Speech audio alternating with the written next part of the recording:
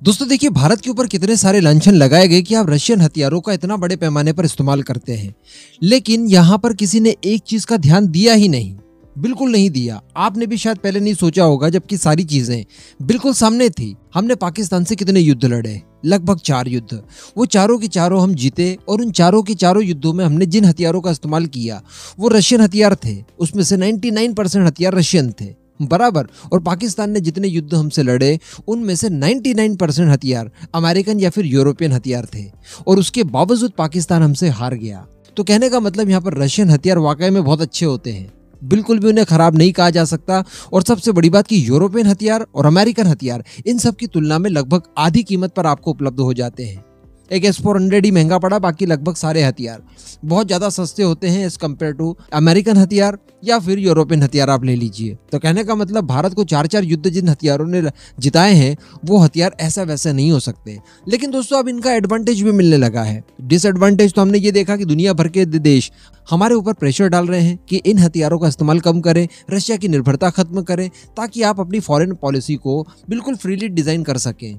और रशिया के खिलाफ अगर कोई गलत काम रशिया करता है तो प्रॉपर आप उसका विरोध कर सकें। लेकिन दोस्तों यहाँ पर एक एडवांटेज भी मिला है, जिसको जानने के बाद आप खुद कह देंगे कि आम के आम और गुठलियों के दाम। जी हाँ, आगे मैं आपको सब कुछ डिटेल में बताने वाला हूँ। आप वीडियो को एकदम एंड तक देखते हुए चैनल को सब्सक्राइब जरूर कर दीजिएगा। तो दोस्तों चूंकि इतने बड़े पैमाने पर हम लोग रशियन हथियारों का इस्तेमाल करते हैं, तो डेफिनेटली उनकी टेक्नोलॉजी को हम लोग काफी नजदीक से जानते हैं। उनको ऑपरेट करना हमारे लिए आसान है, उनको मेंटेन करना हमारे लिए आसान है, उनके लिए नए स्पेयर पार्ट्स बनाना हमारे लिए आसान है। और अगर इसमें भी बात की जाए स्पेशली सुखोई 30 MKI की, तो वो तो बहुत ज़्यादा फ्रेंडली है भारत के लिए। भारत उसके बारे में लगभग सारी चीज़ें जानता है, क्योंकि लाइसेंस बेस पर हमने इसको मैन्युफैक्चर भारत में ही किया है, असेंबली कह दीजिए। लेकिन इसका अनुभव हमने इतना ले लिया है कि इसकी रग रग से वाकिफ है हम लोग।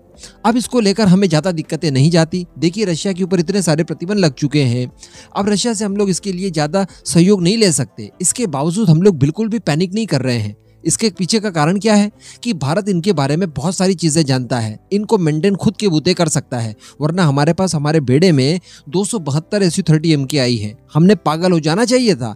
रशिया के ऊपर जब इतने सारे प्रतिबंध लग गए तो हमने यकीनन रात को सोना बंद कर देना चाहिए था, इतना टेंशन हो जाता हमें। लेकिन इसके बावजूद हम लोग बिल्कुल कूल बैठे हैं। इसके पीछे का कारण यही है कि भारत को इसको लेकर बहुत अनुभव है।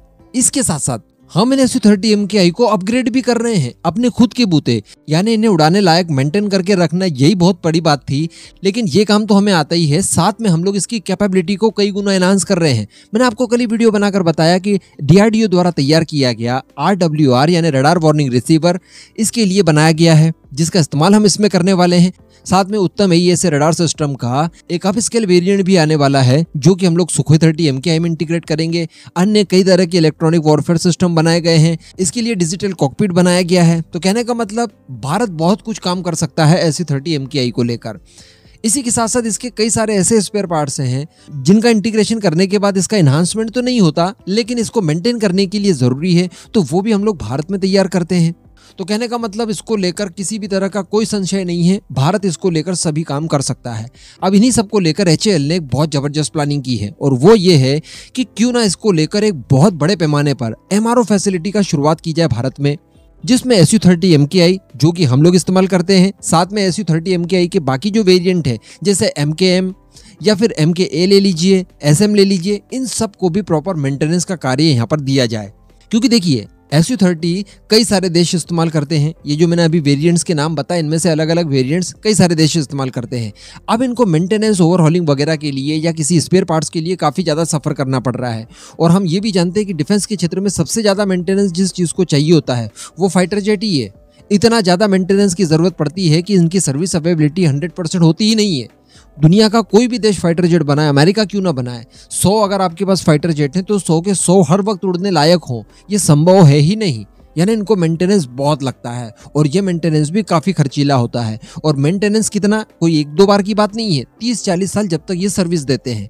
तो अब HAL ये प्लानिंग कर रहा है कि क्यों ना इसके लिए एक MRO फैसिलिटी खोल ली जाए।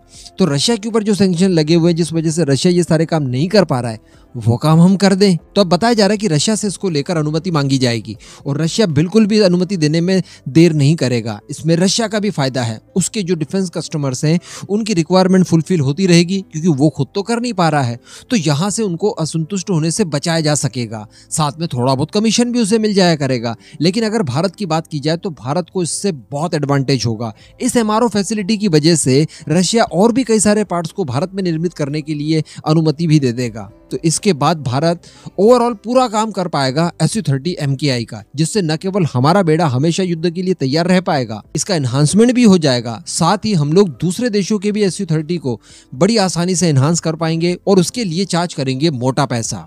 और ये काम जब हम बड़े पैमाने पर करेंगे तो दुनिया के कई सारे देशों पर हमारा इन्फ्लुएंस भी बढ़ेगा। वो हमसे इस काम कराने के लिए हमारी हाँ में हाँ हर बात को लेकर मनाएंगे भी। तो ये थी खबर। अब इस पूरे मुद्दे पर आपका जो भी मानना हो नीचे कमेंट करके जरूर बताइएगा।